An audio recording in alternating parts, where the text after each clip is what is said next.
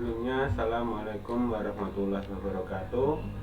Perkenalkan, nama saya Bustanu Rizal Ainurofik dengan NIM 2019 008378 dari kelas 6A10. Di sini saya akan menjelaskan sedikit tentang metode penelitian manajemen kinerja. Nah, sebelumnya kan setiap perusahaan itu pasti akan melakukan penilaian kinerja karyawan secara periodik. Nah, secara umumnya tuh setiap eh, ada yang 3 bulan sekali, 6 bulan sekali, bahkan ada yang 1 tahun. Nah, untuk penilaian kerja ini sangat penting, tidak hanya karena merupakan faktor penentu kenaikan dan promosi upah karyawan, namun juga karena dapat mengevaluasi keterampilan, kekuatan, serta kekurangan karyawan secara akurat. Nah, selanjutnya kita akan membahas sedikit tentang metode penilaian manajemen kinerja. Nah, setelah teman-teman saksikan, yang pertama ini ada traditional assessment, yakni yang merupakan dalam penelitian tradisional atau manajer ataupun atasan menilai langsung kinerja karyawan berdasarkan pengamatan.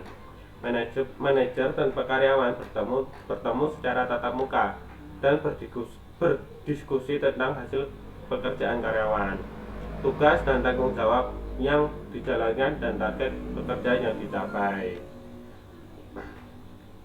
Nah, untuk traditional assessment ini juga memiliki beberapa kelebihan yang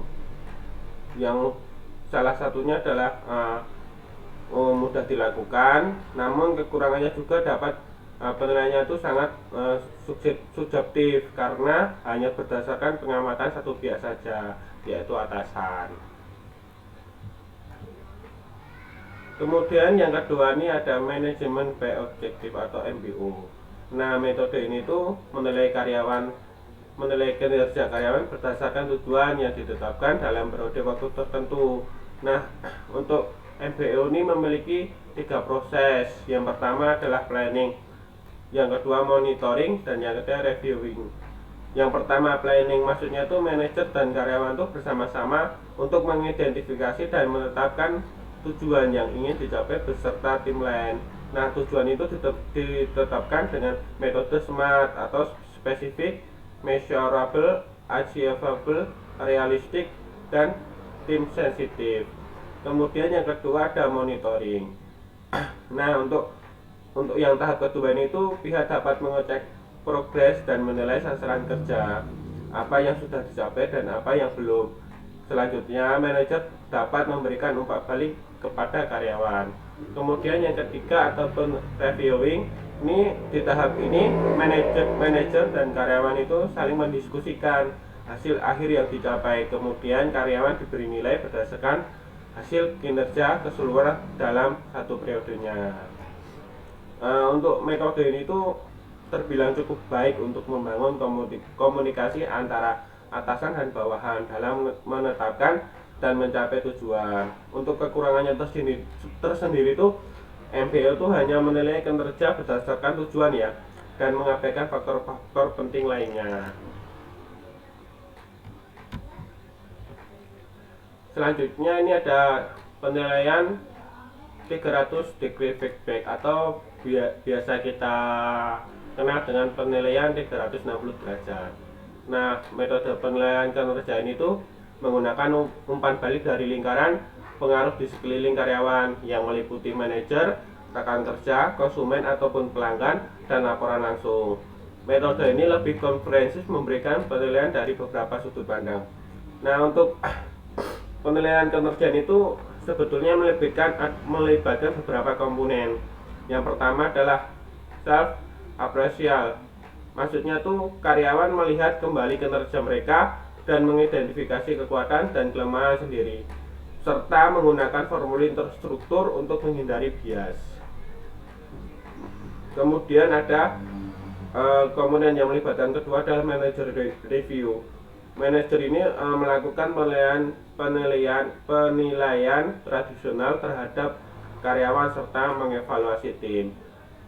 Kemudian ketiga ini ada peer review, yang mana rekan kerja satu tim menilai kemampuan karyawan dalam bekerja sama, pengambilan inisiatif, dan kontribusi terhadap tim. Kemudian yang keempat ada subordinates appraisal manager, atau bisa kita sebut dengan SAM. Di sini itu manajer penilai itu bawahannya mengevaluasi ya terhadap karyawan berdasarkan laporan langsung. Kemudian yang kelima ataupun yang terakhir ini ada customer client review. Untuk penilaian ini tuh berdasarkan ulasan pelanggan atau klien yang berintegrasi dengan karyawan secara teratur. Nah, penilaian 360 derajat ini tuh selain memberikan umpan balik yang lengkap dari banyak sisi, kelebihan metode ini tuh adalah meningkatkan kesadaran karyawan tentang pentingnya kinerja mereka bagi stakeholder.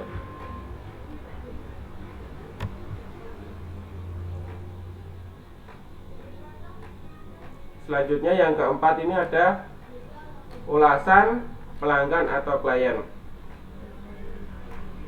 Nah, untuk komponen klien dari Vazen itu dapat mencakup pelanggan internal seperti pengguna produk dalam organisasi atau pelanggan eksternal yang bukan merupakan bagian dari perusahaan tetapi berintegrasi dengan karyawan khususnya ini secara teratur. Nah, untuk ulasan pelanggan ini tuh dapat mengevaluasi output karyawan dengan lebih baik. Namun, penggunaan eksternal ini sering tidak melihat dampak proses ataupun kebijakan terhadap output karyawan. Selanjutnya ini ada assessment center method. Penilaian ini tuh pertama kali diperkenalkan oleh Angkatan Darat Jerman pada tahun 1930. Selanjutnya, metode ini tuh mengalami perkembangan dan penyesuaian penerapan untuk organisasi bisnis. Nah, assessment center ini menggambarkan bagaimana orang lain mengamati dan menilai karyawan dan pengaruhnya bagi kinerja karyawan.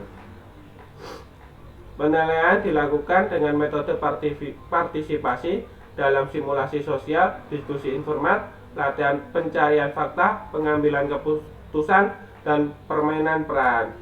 Untuk kelebihannya metode ini tersendiri adalah ada selain menilai kinerja individual, juga dapat memperkirakan kinerja di masa depan. Namun dibalik adanya kelebihan, metode ini tuh juga memakan waktu dan biaya yang sulit diprediksi. Itu menjadikan kelemahannya metode assessment center method ini. Mungkin itu saja yang dapat saya sampaikan. Itulah beberapa metode yang dapat dilakukan untuk menilai kinerja karyawan. Wabillahi taufiq wal hidayah. Bila banyak salahnya mohon dimaafkan. Wabillahi taufiq wal hidayah. Wassalamualaikum warahmatullahi. Salam dan bahagia.